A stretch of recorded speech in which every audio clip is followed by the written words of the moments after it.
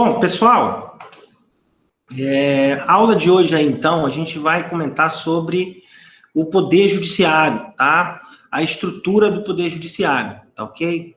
E depois a gente vai falar também um pouquinho aí sobre a competência, né, a composição dos tribunais, tá? Então, o primeiro aspecto aí que eu queria tratar com vocês aí, tá? Deixa eu disponibilizar aqui a tela aqui para vocês acompanharem daí, para poder ficar mais fácil para você aí de casa que está me assistindo. Ok, então tá aí já na tela de vocês aí, então, a arquitetura, né, do Poder Judiciário. Como que funciona hoje? Como é que é a estrutura, né, de organização do Poder Judiciário na Constituição Federal de 88, ó. Então, essa estrutura aí, né, ela é composta aí pelo Supremo Tribunal Federal, tá, que seria o órgão máximo do sistema judicial brasileiro, né? E aí, depois a gente tem também os tribunais superiores, né? Na sequência aqui, a gente tem o STJ, né? E vinculado aí ao STJ, a gente tem os tribunais regionais federais e os juízes de direito, né? E também os tribunais de justiça dos estados, né? Então, esses daí, então, subordinados, então, ao Superior Tribunal de Justiça, tá? Depois a gente tem a estrutura da justiça trabalhista, né? É uma especializada do Poder Judiciário, né? E dentro aí dessa hierarquia, a gente tem, no primeiro grau, os juízes de trabalho, né? Os juízes do trabalho, das varas do trabalho, os TRTs, que são os Tribunais Regionais do Trabalho, e o Tribunal Superior do Trabalho, tá? Depois a gente tem também aí os juízes eleitorais, que por sua vez também são subordinados aos tribunais regionais eleitorais e ao Tribunal Superior Eleitoral. E a Justiça Militar, que é composta aí dos juízes militares e do Superior Tribunal Militar, tá? Então, essa daí, então, que é a estrutura do Poder Judiciário, tá? Além desses órgãos aqui, a gente também tem o Conselho Nacional de Justiça, tá? O Conselho Nacional de Justiça, que foi criado, né, pela emenda constitucional número 45, a emenda constitucional que tratou da reforma do judiciário, lá na regra, então, do artigo 103, Deixa eu dar uma olhadinha aqui, rapidinho aqui. Deixa eu só ver se eu consigo abrir para vocês aqui. Então, estamos aqui, olha. Primeiro, a gente vai ver aqui aquela estrutura, né? O esqueleto lá do Poder Judiciário, né? Deixa eu ver aqui se ele... A gente vai encontrar ele aqui, ó, no artigo 92, tá? Então, aquele organograma lá que eu apresentei para vocês, ele está aqui na regra do artigo 92, ó. E bem aqui no inciso 1A, ó, consta aqui, então, né, o Conselho Nacional de Justiça, tá? E depois aqui na regra do 103B, né, a gente vai encontrar também a composição, né, do CNJ, tá? Deixa eu só abrir aqui para vocês aqui rapidamente aqui, para mostrar para vocês aqui onde é que está a composição, olha lá, ó, regra do artigo 103B, então, tá? Isso daqui foi a redação dada pela emenda constitucional de 69, daí vocês vão perceber aqui que teve uma mudança aqui, também com relação à escolha, a indicação do presidente e o vice-presidente do Conselho Nacional, do CNJ, tá? Olha lá, gente, como é que ficou aqui a redação, ó. O Conselho Nacional de Justiça compõe-se de 15 membros, com mandato de 2 anos, admitida uma recondução, sendo o presidente do Supremo Tribunal Federal, um ministro do Superior Tribunal de Justiça, que é indicado pelo próprio STJ, um ministro do Superior Tribunal do Trabalho, né, do Tribunal Superior do Trabalho, do TST, também indicado pelo próprio TST, tá? Um desembargador de Tribunal de Justiça, que é indicado pelo Supremo Tribunal Federal, um juiz estadual, também indicado pelo Supremo Tribunal Federal, um juiz do Tribunal Regional Federal, também indicado pelo Superior Tribunal de Justiça, pelo STJ, um juiz federal, indicado pelo STJ também, um juiz do TRT, indicado pelo TST, um juiz do trabalho, também indicado pelo TST, um membro do Ministério Público, né, nomeado aqui pelo Procurador-Geral da República, um membro do Ministério Público Estadual, escolhido pelo Procurador-Geral da República, dentre os nomes indicados pelo órgão competente de cada instituição estadual, tá? 2 advogados indicados pelo Conselho Federal da Ordem dos Advogados do Brasil, da OAB, e 2 cidadãos de notável saber jurídico e reputação ilibada, indicados pela Câmara dos Deputados e outro pelo Senado Federal, tá ok? E daí, olha só, a regra que eu mencionei para vocês aqui, que teve uma mudança aqui, foi justamente aqui do parágrafo 1º, ó. Se vocês observarem aqui a redação anterior, o Conselho será presidido pelo ministro do Supremo Tribunal Federal, que votará em caso de empate, ficando excluído da distribuição dos processos daquele tribunal. Depois, a regra mudou para o seguinte, ó, a redação atual. O Conselho será presidido pelo presidente do Supremo Tribunal Federal e, nas suas ausências, né, e impedimentos, pelo vice-presidente do Supremo Tribunal Federal, tá? Daí, ó, o parágrafo 2º, tá? Na verdade, é esse parágrafo aqui que eu estava querendo me referir, que teve a modificação com relação aqui à indicação, né, dos membros do Conselho aqui,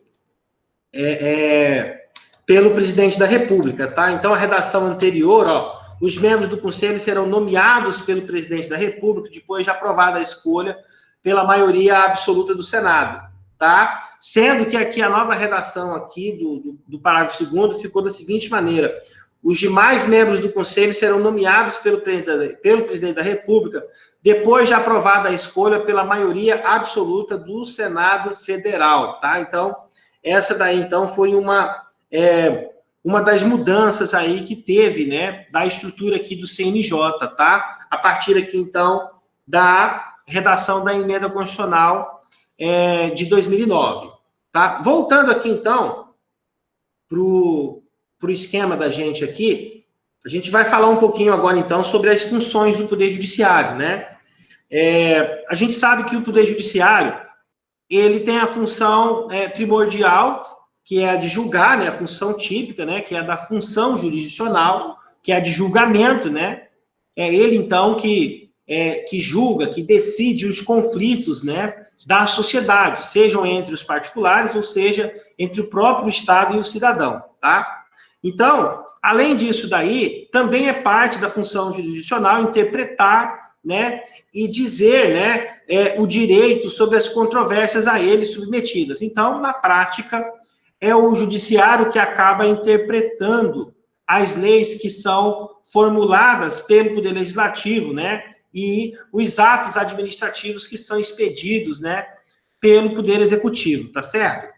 E a função atípica do Poder Judiciário seria aquela de natureza administrativa e legislativa também. A gente viu aqui, quando a gente estava estudando lá o Poder Legislativo e também o Poder Executivo na Constituição, que, eventualmente, esses poderes podiam também realizar funções atípicas de natureza do Judiciário. E aqui, com o Judiciário, também não é diferente, tá? Quando o Judiciário administra os seus bens, os serviços, o pessoal, também está ali realizando atividade de natureza atípica, tá? Mas isso daqui se dá principalmente em razão da independência dos poderes, tá? Como o Poder Judiciário ele tem autonomia, inclusive com relação ao orçamento, então ele também tem autonomia administrativa, tá? Então, por isso que se diz que a função atípica do Poder Judiciário, né? Também vamos encontrar a função atípica do Poder Judiciário, tanto de natureza administrativa quanto de legislativa, quando produz normas gerais, naqueles casos lá específicos, né, da Constituição Federal, quando aponta para a competência do STF ou dos órgãos do Poder Judiciário, né, a iniciativa do projeto de lei, ou então nos casos, né, que são aplicáveis no seu âmbito interno, que são as resoluções, as portarias, né, que são de âmbito administrativo interna corporis. Tá ok, pessoal? Então, isso daqui, então, é a parte da função típica e atípica do poder legislativo, do poder judiciário, tá certo? E agora, o que mais aí que a gente tem para a gente poder passar para vocês aí? Vamos tratar um pouquinho aqui das garantias do poder judiciário, são as chamadas garantias institucionais do poder judiciário, que são aquelas prerrogativas que asseguram ao judiciário, né, a necessária independência para o exercício das suas funções, tá? Antes da gente entrar dentro das garantias dos juízes, propriamente dito, é preciso a gente compreender que o próprio Poder Judiciário é dotado de certas prerrogativas que vão garantir aí a sua independência e a sua autonomia frente aos demais poderes da República, tá ok? Olha lá o que eu quero destacar para vocês aí. Em primeiro lugar, ó, são crimes de responsabilidade do presidente da República os atos que atentem contra o livre exercício do judiciário. Então, olha lá, inclusive, a regra do artigo 85, aí, o inciso 2 da Constituição, trata esses casos aqui como crime de responsabilidade, tá? Eu não quero aqui entrar em nenhum tipo de polêmica de natureza política, mas hoje, o cenário político atual, muito já se discute se o presidente Bolsonaro cometeu ou não crime de responsabilidade em função das críticas, né, e dos atos de manifestações que ele sistematicamente vem participando aí, né, contrários ao STF, contrários ao Poder Legislativo, tá? Eu não vou aqui entrar no mérito disso, até porque a gente sabe que o crime de responsabilidade, ele implica um julgamento político-administrativo, tá? É infração de natureza político-administrativa, tá? E a maioria dessas condutas aqui que estão descritas lá no caput da regra do 85 e também lá na lei do crime de responsabilidade, a gente sabe que isso daqui depende de interpretação, e a interpretação aqui é de cunho subjetivo e também de cunho político, né? Então, obviamente que aqueles que defendem o presidente vão dizer que não houve o cometimento do crime, e aqueles que, porventura, estão contrários ao presidente vão dizer que houve, mas o fato é que a gente tem aí, né, uma conduta aí que permite você interpretá-la ou até mesmo encaixá-la, né, eventualmente aí dentro de uma dessas condutas aí passíveis, né, de serem enquadradas aqui como crime de responsabilidade. Mas repito mais uma vez que isso daqui vai depender muito, né, do juízo, né, político que o próprio Congresso vai fazer ou tem feito, né, em relação a essas condutas. O fato é que o Poder Judiciário ele é blindado disso daí, tá? Então, é importante aqui a gente prestar atenção, porque se isso daqui que está acontecendo hoje tiver outros desdobramentos, tá? É possível, inclusive, que alguém tente ou argumente, né, que houve violação aqui, né, da garantia do Poder Judiciário, do livre exercício do Poder Judiciário, lá da regra do 85 do inciso 2, tá? Mais uma vez, eu quero deixar bem claro aqui que eu não estou entrando no mérito de tudo isso, apenas exemplificando para vocês, né, o que seria ou o que poderia ser considerado, né, um atentado aqui ao exercício do Poder Judiciário, tá? Ao livre exercício do Poder Judiciário. Que mais aí que a gente vai ter aí, ó, que a gente também vai destacar dentro desse conjunto aqui de prerrogativas e de garantias institucionais do Poder Judiciário, é a proibição de que as garantias do Judiciário sejam disciplinadas por meio de medida provisória ou lei delegada. Portanto, olha só, exatamente aqui, para poder respeitar o princípio da independência dos poderes, né, é que a própria Constituição impôs certos limites para o Executivo e o Legislativo, de modo que, né, as garantias do Judiciário não podem ser alvo, né, de modificação por meio de medida provisória ou lei delegada, tá ok? Especialmente aquelas que tratam, né, dos projetos de lei de iniciativa do próprio Judiciário, tá ok? E aqui, por último, aqui, a gente vai tratar aqui também da autonomia administrativa e financeira. Tá? Isso daqui você vai encontrar lá na regra do artigo 99 da Constituição. E aqui que vai tratar da regra de ouro, né? Da liberdade administrativa e financeira, né? Da autonomia administrativa e financeira dos tribunais, porque a própria Constituição reza que os tribunais elaboram suas próprias propostas orçamentárias, tá?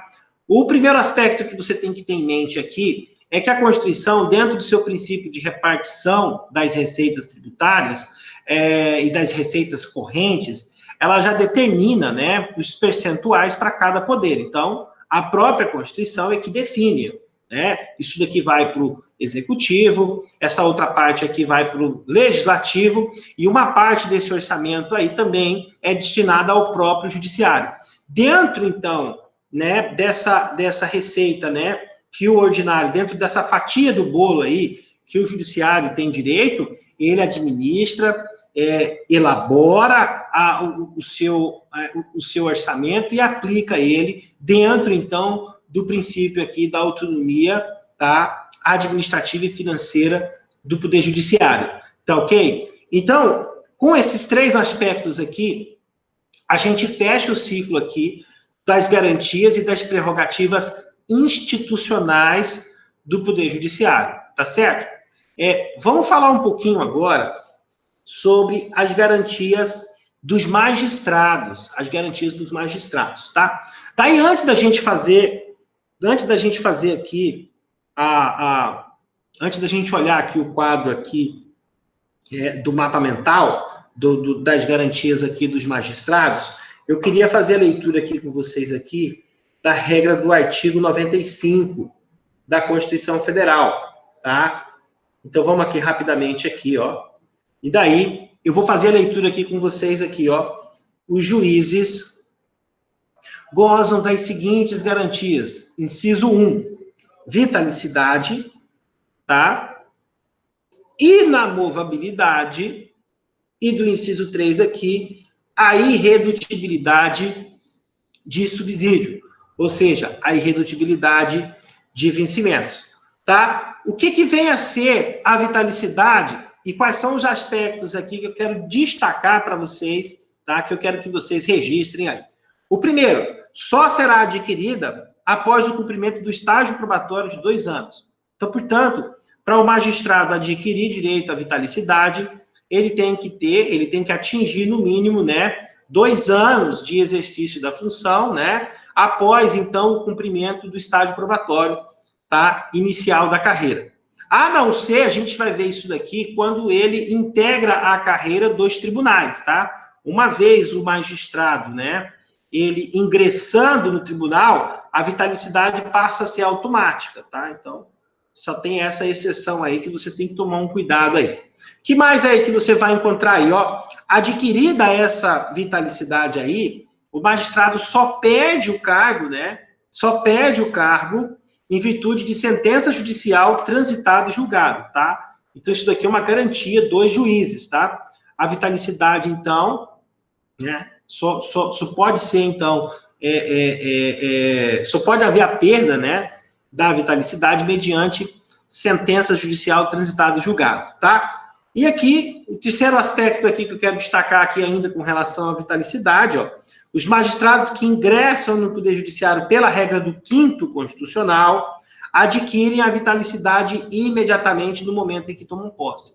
Vejam bem, lembra lá que eu acabei de falar para vocês que pela regra, né, da promoção dos juízes, quando ele acessa o tribunal, a vitalicidade é automática, tá? Muito embora a gente vai ver que na prática, né, os juízes não conseguem acessar o tribunal pela promoção antes do estágio probatório aqui de 2 anos.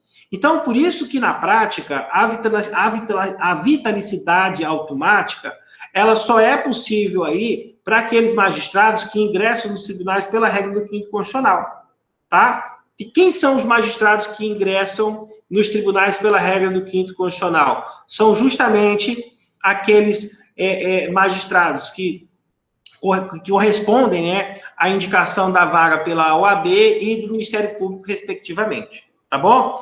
Então, dito isso daqui, a gente vai falar um pouquinho, então, sobre a segunda garantia aí dos magistrados, né, da inamovabilidade. Ou seja, é aquela garantia, né, que assegura aos magistrados que somente poderão ser removidos por iniciativa própria e não de ofício, por iniciativa de qualquer autoridade. O que significa isso daqui, pessoal? Uma vez o juiz é instalado, né, na comarca, ele só sai de lá se ele quiser. É basicamente isso daqui, tá? Essa é a regra geral, tá? É exatamente essa regra aqui, que na prática, né, que consegue justamente realizar o princípio aí da independência e da autonomia do judiciário. Né? Imagine os senhores aí, por exemplo, se os juízes pudessem ser transferidos de uma localidade para outra pelos seus superiores hierárquicos, né? Era possível aí, então, que os conchavos políticos, né, nos tribunais superiores, pudessem influenciar diretamente na realidade, né, do Poder Judiciário lá na primeira instância, tá? Então, é justamente em razão disso daqui, é justamente em razão do princípio da inamovabilidade, que proíbe, né, que os magistrados sejam transferidos de uma localidade para outra, que você tem, então, uma garantia na prática, né, da autonomia e independência do Poder Judiciário. Tá ok? Que mais aí que a gente vai destacar? Não impede que o magistrado seja removido por determinação do CNJ a título de sanção administrativa, assegurada a ampla defesa, tá? Então, a exceção aqui à regra, né, da inamovibilidade é justamente nos casos de sanção administrativa. Sanção administrativa são aquelas hipóteses de punição, tá? Então, existe a punição de remoção, que é quando o magistrado, então, ele é transferido de uma localidade para outra, mas não em razão de uma transferência de ofício, e sim em razão de uma transferência aí por um ato de sanção administrativa, tá? E aqui, a última regrinha de ouro aqui, né, que diz respeito à irredutibilidade de subsídio, tá? Isso daqui tem por objetivo aqui evitar que a atuação do magistrado seja objeto também de pressões advindas de redução remuneratória. Ou seja, garantindo-se aqui também, né, por meio da irredutibilidade dos salários, a independência, né, da atuação do magistrado. Ah, então, isso daqui também foi outro artifício aí, idealizado pelo legislador constitucional para atribuir o máximo, né, de independência possível para os juízes no exercício de suas funções, tá? Uma coisinha aí que eu quero que você anote aí com relação à irredutibilidade é que a natureza dessa irredutibilidade aqui é nominal e não real, tá? Isso daqui tem uma grande diferença, porque quando se trata de uma irredutibilidade nominal, então a gente está se referindo só ao valor nominal do vencimento do magistrado e não ao poder aquisitivo propriamente dito. Então, quando diz lá na regra da Constituição que é vedada a irredutibilidade, não significa dizer, tá, que o salário, que os vencimentos dos magistrados têm que acompanhar o poder aquisitivo, ok? Então, isso daqui são conceitos e institutos jurídicos distintos, tá certo? Tá certo aí, pessoal? Anotaram isso daí? Importante, tá? Para você poder saber diferenciar aí o que é irredutibilidade nominal do que é irredutibilidade real e nominal, tá certo? E por último aqui, tá? Faltou só a gente falar também aqui da questão das vedações, né? A gente falou aqui das garantias, a gente falou das prerrogativas, das garantias institucionais, do Poder Judiciário, das garantias dos juízes, e agora a gente vai tratar também das hipóteses, né, de vedações, que estão lá no parágrafo único do artigo 95, tá certo? Vamos fazer aqui rapidamente aqui, vamos dar uma olhadinha aqui, olha lá. Tem por intuito de assegurar maior imparcialidade ao exercício da advocacia. Se por um lado, né, o magistrado ele tem uma série de prerrogativas e de garantias, existe também os deveres, e um deles aí é justamente o dever de imparcialidade. Tá? Então, o legislador constitucional, também pensando em atribuir a maior imparcialidade possível para os magistrados, estipulou que algumas atividades seriam vedadas, tá? Então, uma delas seria o exercício, né, de outro cargo ou função, exceto, tá, a de magistério, tá ok? Então, os magistrados, eles não podem exercer nenhum outro cargo ou função, exceto o de magistério. Que mais aí? Receber a qualquer título ou pretexto, custas ou participação em processo, tá? 3, dedicar-se à atividade político-partidária, tá? Então, é vedado aos magistrados, tá, participar de atividade político-partidária. Que mais aí? O inciso 4. Receber a qualquer título ou pretexto auxílios ou contribuições, ressalvadas as exceções previstas em lei, tá? E o inciso 5 aí, que diz respeito ao exercício da advocacia, né, no juízo ou tribunal do qual se afastou, antes de decorrido 3 anos do afastamento do cargo, tá? Então, olha só, quando o magistrado, então, ele se desliga da magistratura, né, mesmo assim, ele tem que cumprir lá a quarentena, né, de 3 anos, né? Vamos chamar isso daqui de quarentena, né? Ele tem que cumprir 3 anos no mínimo, tá? Esse interstício aqui de tempo aqui, para ele poder, então, postular no tribunal que ele era vinculado, tá? Nada impede, por exemplo, pega lá, por exemplo, o ministro Joaquim Barbosa, quando ele se desvinculou do STF, daí ele pediu o registro dele da UAB, e, salvo engano, ele tem escritório, por exemplo, em São Paulo. Aí ele pode atuar lá, desde que ele não posture junto ao quê? Ao STF. Tá? Então, ele vai poder atuar ali nos outros órgãos jurisdicionais até o STJ, tá? E se a gente imaginar aqui o juiz aqui, né, de carreira, a gente tem que colocar isso daqui dentro do contexto dele aqui, tá? Então, se aposentou, ele não vai poder atuar no Tribunal de Justiça daqui de Rondônia, por exemplo. Nada impede, por exemplo, que ele se mude para outro estado, né?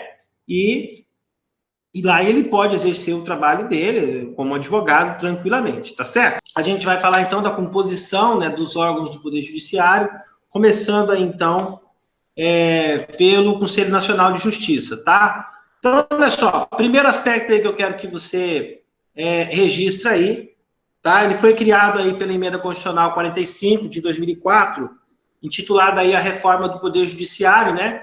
Teve aí como principal objetivo, né? Tem, aliás, né, como principal objetivo, como principal incumbência aí, o controle da atuação administrativa e financeira do Poder Judiciário e o cumprimento dos deveres funcionais dos juízes, tá certo?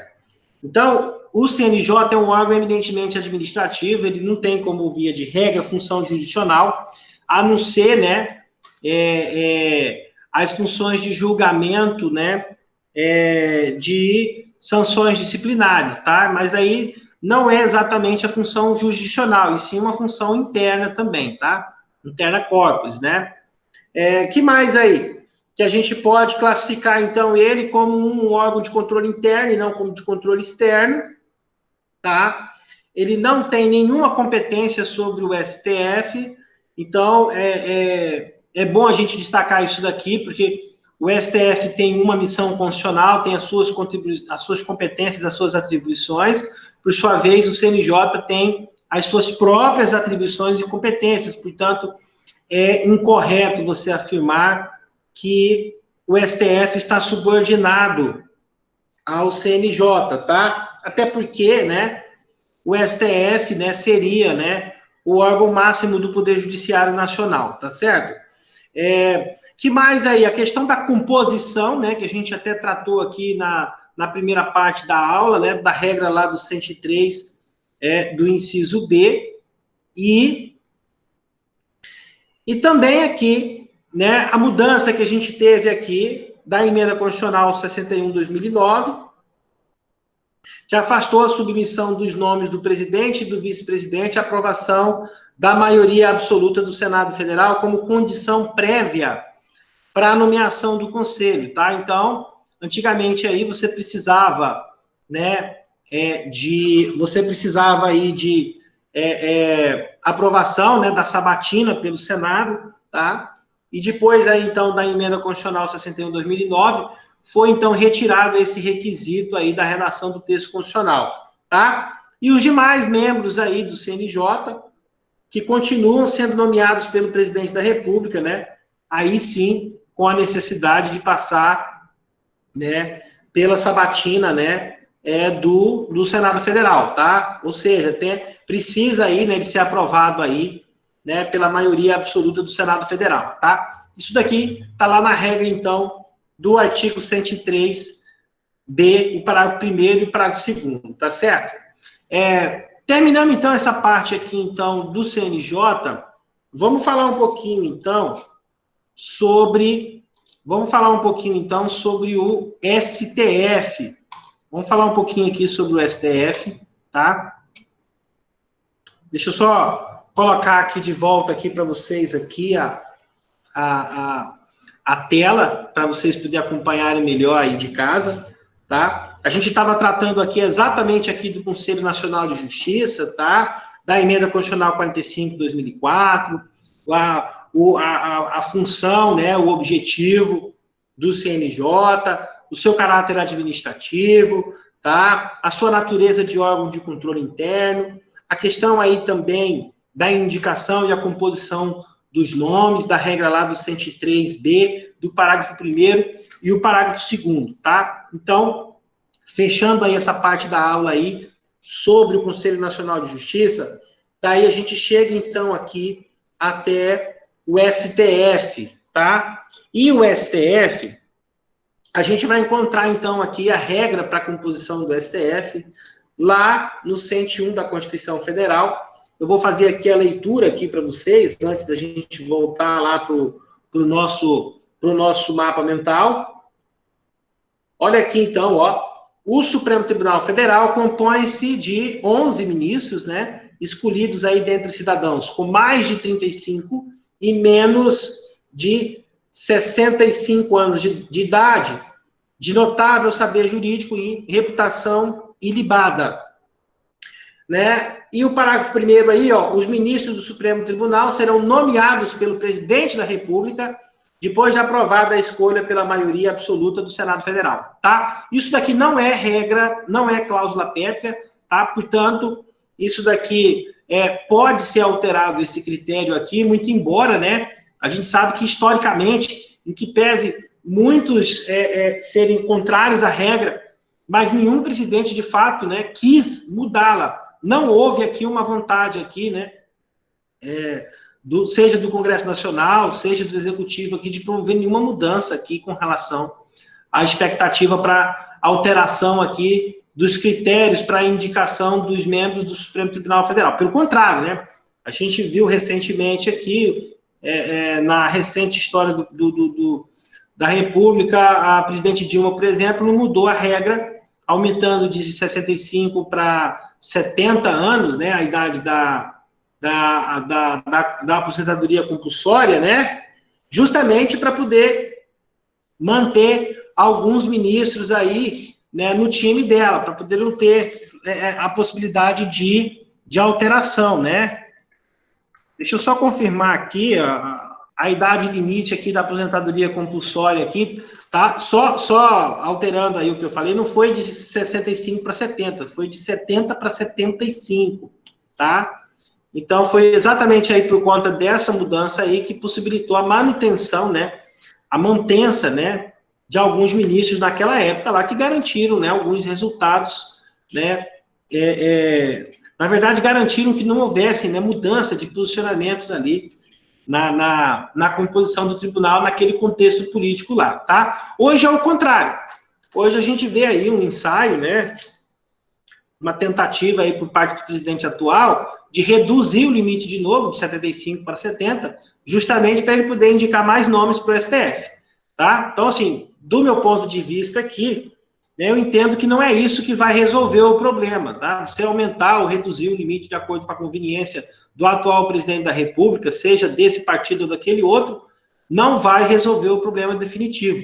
A gente precisava aqui era de discutir de maneira séria, né, e de maneira construtiva, né, critérios que pudessem garantir para a sociedade a escolha, né, de ministros para a mais alta corte do país, que garantisse aí, né, uma maior aceitação por parte da população, e principalmente aqui que a gente pudesse, né, com isso também, atingir maior grau de segurança jurídica possível, né, para estabilização das relações institucionais, principalmente aí do Poder Judiciário, que a gente sabe, né, que vem sofrendo tanto aí com as críticas aí em todo o país, tá? Especialmente e justamente, né, aonde a gente menos precisaria dessas críticas, né, e dessas pressões, que é no STF, né? Justamente ali que a gente precisaria de uma corte com mais legitimidade,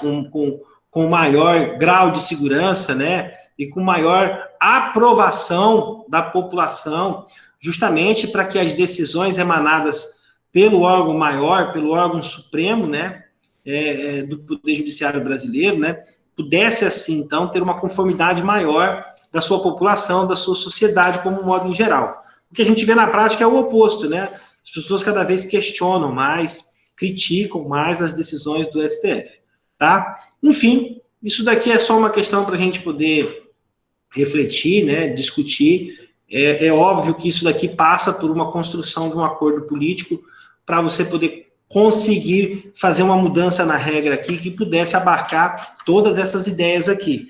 Não é que não está sendo feito ou que não está se tentando fazer, é que o consenso para se fazer isso daqui não é fácil de conseguir também, né? A gente sabe dos problemas que a gente tem aí com a questão da governabilidade. Cada presidente que entra e sai, isso fica mais claro, a dificuldade que a gente tem, né, de o presidente governar com o Congresso, seja esse ou seja o anterior.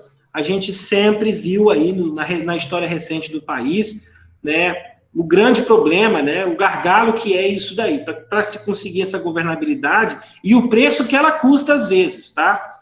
Isso daqui também foi alvo aí, a gente discutiu um pouco disso daqui na aula que a gente tratou sobre o poder executivo, né? A gente falou um pouquinho lá sobre a diferença do parlamentarismo para o presidencialismo. A gente até apontou aqui caminhos alternativos, né? Como o semipresidencialismo, que já está sendo adotado aí por alguns países, né? Mas, enfim, é preciso que a gente faça, né, uma grande discussão aí com a sociedade para a gente poder conseguir achar soluções para esses problemas aí que a gente tem, principalmente nas épocas de crise, é que a gente vê esses temas assim serem tão importantes, né? Agora, por exemplo, o país passando pelo problema aí da Covid-19, a gente vê o quanto que a falta de diálogo entre executivo, legislativo e judiciário prejudica o país, justamente, né, para a gente poder conseguir superar esses momentos de maior adversidade, tá? Mas, voltando aqui, então, né, para o tema da aula de hoje, a gente estava aqui tratando aqui justamente, né, do STF, né, e a gente estava falando aqui dos critérios para sua composição, tá? Então, a gente viu lá pela regra do 101, né, que são 11 ministros entre 35 e 65 anos, né, tem que ser brasileiro nato, portanto, é uma das hipóteses lá do artigo 12, o inciso 1, 2 e 3, tá? Não pode ser brasileiro naturalizado, então, portanto, só as hipóteses do artigo 12, inciso 1, 2 e 3, tá? E ser cidadão pelo gozo dos direitos políticos, cidadão pelo gozo dos direitos, em pleno gozo dos direitos políticos, e possuir notável saber jurídico e reputação ilibada. Deixa eu só conferir aqui, que eu passei para vocês aqui agora, aqui a regra aqui do artigo 12, né? Que a gente tratou lá das hipóteses aqui de brasileiros natos, tá? É do inciso 1, a linha A, B e C, tá? Portanto, aí, só fazendo uma correção rápida aqui, tá?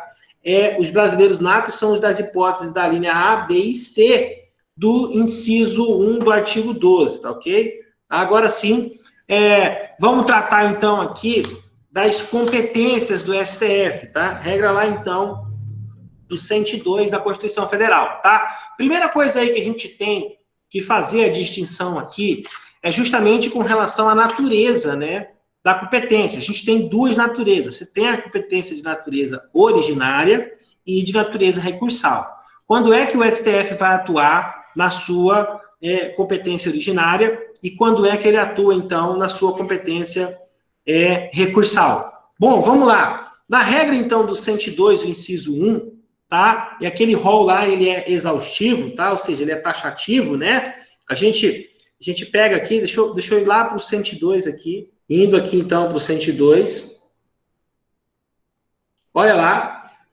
Compete ao Supremo Tribunal Federal, principalmente a guarda da Constituição Federal, cabendo-lhe, olha lá, o inciso 1, competência originária, tá? Processar e julgar originalmente. Aí, olha lá, vai da linha A até aqui, ó, da linha R. Então, essas hipóteses aqui, ó, quais são, ó, ação direta de inconstitucionalidade, infrações penais comuns do presidente da República, o vice-presidente, os membros do Congresso Nacional, os ministros e o Procurador-Geral da República, tá? Infrações penais comuns nos crimes de responsabilidade dos ministros de Estado, dos comandantes da Marinha, do Exército, da Aeronáutica, o habeas corpus, sendo paciente qualquer das pessoas referidas nas alíneas anteriores.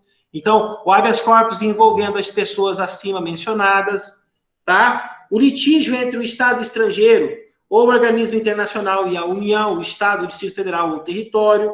As causas e os conflitos entre a União, os Estados, a União, o Distrito Federal ou entre uns e outros. Isso daqui, inclusive, a gente tratou lá nas primeiras aulas nossas, quando a gente estava ainda explicando sobre a teoria da organização do Estado na Constituição, que a gente falou que o princípio, né, da federação é justamente a existência de um tribunal constitucional com funções constitucionais, né? Então, exatamente aqui, dentro dessa competência originária aqui, é que a gente vai encontrar todas aquelas funções lá, tá? Que são aí também, né, os requisitos até para manutenção, né, da federação na Constituição de 1988, tá? Que mais aí que a gente vai encontrar aqui, ó? A extradição, o habeas corpus, quando o coator for o Tribunal Superior ou quando o coator for o paciente for autoridade ou funcionário com os atos estejam sujeitos diretamente à jurisdição do Supremo Tribunal Federal, a revisão criminal e a ação rescisória dos seus julgados, reclamação para preservação de sua competência e garantia das autoridade de suas decisões, que mais aí, ó? A execução de sentença nas causas de sua competência originária, a ação em que todos os membros da magistratura sejam direto ou indiretamente interessados, os conflitos de competência entre o Superior Tribunal de Justiça e quaisquer dos tribunais, e entre tribunais superiores ou entre estes e qualquer outro tribunal, o pedido de medida cautelar das ações diretas de inconstitucionalidade, o mandado de injunção, quando a elaboração da norma regulamentadora for atribuição do presidente da República, do Congresso Nacional, da Câmara dos Deputados, do Senado Federal, das mesas de uma das casas legislativas, do Tribunal de Contas da União e dos tribunais superiores ou do próprio Supremo Tribunal Federal. E aqui, por último, ó, as ações contra o Conselho Nacional de Justiça e contra o Conselho Nacional do Ministério Público. Então, todas essas hipóteses aqui, tá, que estão dentro aqui da regra, né, estão dentro aqui da regra do rol taxativo, né, do 102 aqui, o inciso 1 aqui, são as chamadas, então, competências originárias, tá, do STF, ok? E a competência recursal? A competência recursal aqui, tá? Então, olha lá, você tem do recurso ordinário, da regra do 102, o inciso 2, do recurso contra o crime político ou o habeas corpus, o mandado de segurança, o habeas data e o mandado de injunção, decididos em instância única pelos tribunais superiores, se denegatória a decisão. Ou seja, o que é isso daqui, trocando em miúdos? São os recursos da competência originária do STJ, tá? Então, aqui, do 102 aqui, o inciso 2, é basicamente isso daí. É o recurso, são os recursos da competência originária do próprio STJ.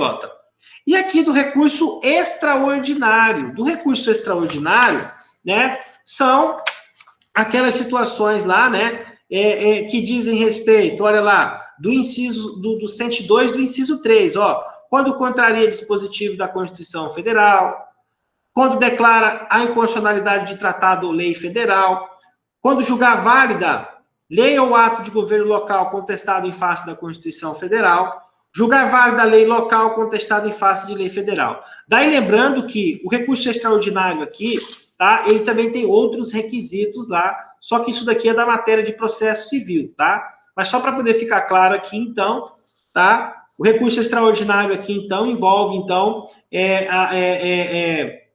as demais matérias aqui, enquanto que o recurso ordinário são os recursos das ações de natureza originária do próprio STJ, que você recorre para a instância imediatamente superior, e aqui as matérias originárias lá do 102, inciso 1 da Constituição Federal, tá? Então, tudo isso daqui, então, ó, do 102, do inciso 1, inciso 2, do inciso 3, tá, então, a competência aqui do STF, tá certo? Vamos falar um pouquinho aqui sobre o STJ. O STJ, né, ele compõe-se aí, no mínimo, aí, de 33 ministros, tá? Isso daí tá lá na regra do artigo 104 da Constituição, tá? Como é que você vai memorizar isso daí? É fácil, é só você lembrar da idade de Cristo. Então, olha lá, o STJ, então, 33 ministros, nomeados pelo presidente da República, após aprovação pela maioria absoluta do Senado Federal. Então, né, o critério aí para indicação dos ministros do STJ, né, segue também aí a necessidade também da sabatina pelo Senado Federal. Que mais aí?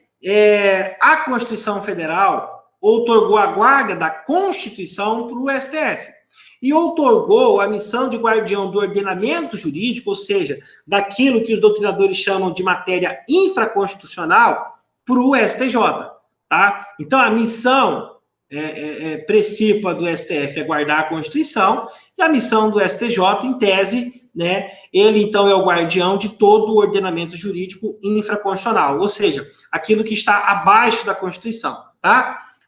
Como é que é a composição dele?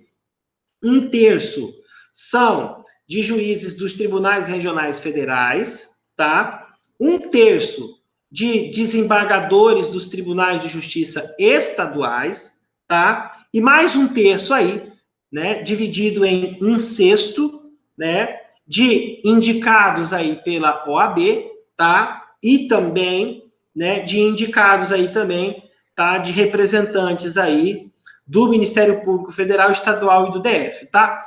Olha só que interessante isso daqui. Em que pese aqui você ter o princípio da paridade aqui, né?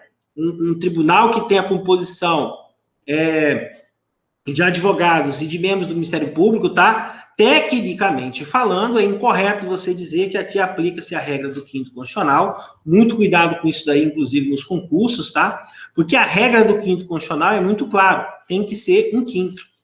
E aqui é mais, tá? Aqui é 1/3, tá? Sendo 1/6 de advogados e 1/6 de membros do Ministério Público Federal. Então, portanto, como o critério aqui de vagas, tá? Ele difere do critério do quinto constitucional, então, didaticamente, a gente não chama isso daqui de quinto constitucional, tá? Em que pese você tem a participação daqui, né, pelo princípio da paridade aqui, você tem indicados aqui tanto da advocacia quanto do Ministério Público, tá? Mas muito cuidado com isso daí nos concursos públicos, tá? Porque vão tentar te pegar nisso daqui, mas agora que você já viu, você assistiu a minha aula, você já sabe. Isso daqui, então, não é a regra do quinto constitucional, tá? Que mais aí que eu quero passar para você aí, ó? A competência do STJ, regra lá do 105, como é que é? Aqui segue a mesma sistemática lá do STF. Você tem aqui também a competência originária e a competência recursal, tá? A competência originária são aquelas matérias que estão enumeradas lá no 105, o inciso 1. Então, vamos dar uma olhadinha aqui no 105, inciso 1, ó. Olha lá, então, compete, né, originariamente, aí, ó, inciso 1, daí, olha lá, a linha A, ó, nos crimes comuns, ó, os governadores de estado, do Distrito Federal, tá, e nestes, né, hinos de responsabilidade, os desembargadores dos Tribunais de Justiça dos Estados, do Distrito Federal e dos Tribunais de Contas do Estado e do DF, e os Tribunais Regionais Federais e os TRE e do Trabalho, os membros do Conselho do Tribunal de Contas, dos municípios, e os do Ministério Público da União que oficiem perante os tribunais, tá? Só lembrando aí para vocês aí, tá? Quando trata aqui, por exemplo, aos membros dos conselhos ou tribunais de contas dos municípios, só lembrando aí que com o advento aí da Constituição de 88 aí, tá? Tem regra constitucional que proibiu a criação de novos tribunais de contas dos municípios. Portanto, aí só tem Tribunal de Contas hoje no estado do Rio, na cidade, né, no município de São Paulo e no município do Rio de Janeiro, salvo engano, tá? Os demais municípios aí do país não têm Tribunal de Contas do município, e sim só dos estados, tá? O que mais aí que eu quero passar para vocês? Olha lá, dentro da competência originária ainda, ó, de segurança e habeas data contra ministro de Estado, dos comandantes da Marinha, do Exército, Aeronáutica e o próprio Tribunal. Habeas data, não é habeas corpus, tá? Ó, habeas corpus aqui é quando o coator foi paciente, o coator ou paciente for qualquer das pessoas mencionadas lá da linha A, ou quando o coator for o tribunal sujeito à sua jurisdição. Quais são os tribunais sujeitos aqui à jurisdição do STJ? A gente já viu lá, são os tribunais de justiça dos estados, né, e os tribunais regionais federais, tá? Que mais aqui? Os ministros de Estado comandando a Marinha, do Exército, da Aeronáutica, ressalvada a competência da Justiça Eleitoral.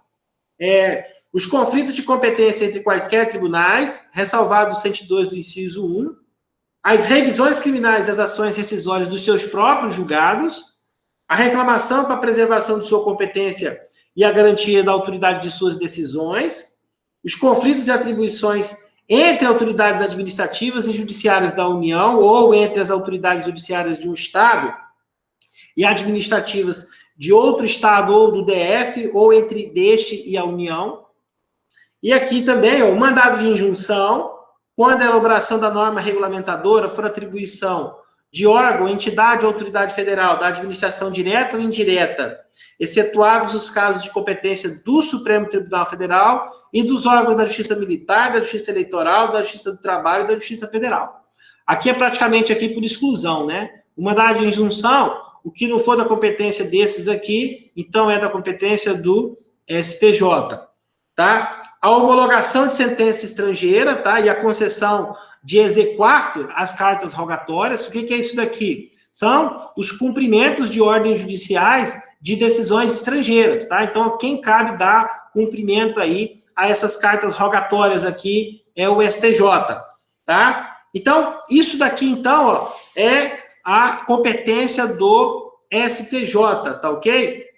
Que mais aí que eu quero mostrar para vocês aqui? Deixa eu só voltar aqui para a nossa tela aqui, tá? A gente já falou, então, da competência originária, tá? Agora, então, a gente vai falar da competência recursal, tá? Finalizando aqui, então, né, a nossa aula de hoje aí, então, faltou falar só da competência recursal. Então, a gente tem lá o recurso ordinário, tá? Do 105, inciso 2, tá? Basicamente aqui, olha só, são os habeas corpus decididos em única ou última instância pelos TRFs ou pelos tribunais dos estados, tá? Os mandados de segurança decididos em única instância pelos TRFs ou pelos TJs, e as causas, né, em que forem partes do Estado estrangeiro ou organismo internacional de um lado e do outro município ou pessoa residente ou domiciliada no país.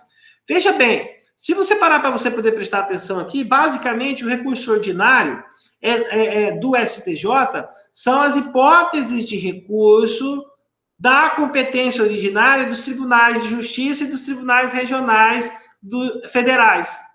Viu como é que é simples aqui de você, na prática, identificar a competência originária do STJ e do STF?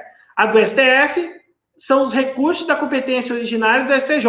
E do STJ são os recursos da competência originária dos TRFs e dos TJs estaduais. Tá? Então, é bem simplesinho aí de você identificar na prática aí qual que é a competência de um e do outro, tá? E por fim aí, né, a gente tem aqui também o recurso especial, também com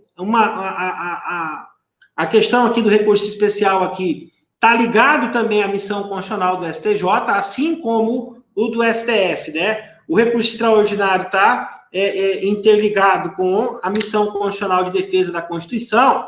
Aqui do recurso especial, aqui do 105, inciso 3, né?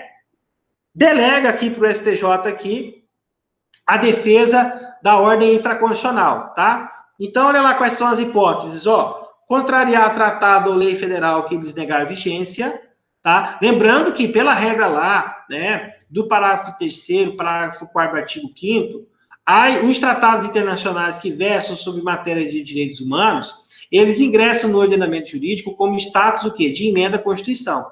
Então, portanto, esses tratados aqui, né, e principalmente depois da emenda constitucional 45, né, de 2004, tá? Esses aí, então, têm o status de emenda à Constituição e, portanto, eles terão objeto, então, de análise pelo STF, porque trata de matéria o quê? Que versa sobre a própria Constituição Federal, uma vez o nível hierárquico aí do tratado, né, é equivalente à emenda constitucional, tá? E a gente tem aqui uma questão até bastante peculiar aqui também, porque no que diz respeito aos tratados que foram firmados sobre direitos humanos, antes, né, de 2004, daí a gente tem lá aquele princípio lá, né, tese aí de autoria aí do ministro Gilmar Mendes, que trata da supralegalidade, né? É aquele status em que a matéria não tem a hierarquia, a mesma hierarquia da Constituição, mas, ao mesmo tempo, ela tem o efeito paralisante da norma que com ela contraria, tá? Então, por isso daí que se atribui aí a doutrina, né? Atribuiu a isso daí o que eles chamam de efeito, né? Ou princípio, né? Ou aplicação da regra da supralegalidade. Esses casos aí também são de competência do Supremo Tribunal Federal. Os tratados que aqui dispõem aqui são as demais matérias, então, portanto, que não envolvem, tá, os direitos humanos, tá? E aqui a gente tem aqui em segundo aqui, né, quando julga válido o ato de governador local contestado em face da lei federal, ou quando der a lei federal interpretação divergente da que lhe haja atribuído outro tribunal. São os casos aqui, então, né, da unificação jurisprudencial, tá? Que é uma missão aí que pouca gente comenta, né? Quando a gente vai tratar aqui da função constitucional aqui do STJ, mas é importante a gente lembrar, tá? A gente estuda muito isso daqui lá em processo civil, em recursos principalmente, né? A gente estuda sobre essa importância aqui da função, então, de unificação da jurisprudência em todo o país, tá? E daí a gente tem lá, principalmente lá, né, quais são os mecanismos aí que a gente tem, principalmente aí, né, o repetitivo, né, que são aqueles casos lá, então, em que o tribunal, ele julga um ou vários casos, né, e dá a interpretação conforme, né, e dá a interpretação conforme aquele caso, para poder estabelecer, então, uma norma padrão de aplicação do entendimento da jurisprudência, tá? Ou seja, a partir daquele momento ali, então, daí você tem ali a tese, né, que foi estabelecida pelo STJ, né, que nesse caso aí, pela regra do novo CPC de 2015, é de observância obrigatória pelas instâncias inferiores, justamente, então, em razão, né, da atribuição constitucional do STJ de unificação da jurisprudência em todo o país, tá certo? Bom, pessoal, o que eu tinha aí para poder passar para vocês aí a respeito do Poder Judiciário hoje é isso daí, tá? Eu espero que vocês tenham gostado da aula de hoje. Obrigado, então, pela participação de todos vocês aí, fiquem com Deus, e a gente se encontra, então, na próxima aula, nesse mesmo horário aqui e nesse mesmo canal, tá? Fiquem com Deus aí, e até a próxima aula. Fui!